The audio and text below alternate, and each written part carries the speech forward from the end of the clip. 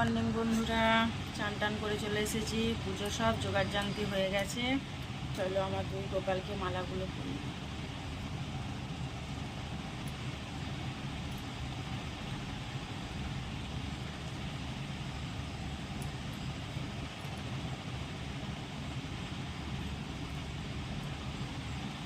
এটা নিয়ে এসছে জগন্নাথের জন্য, জগন্নাথকে পরিয়ে দিই।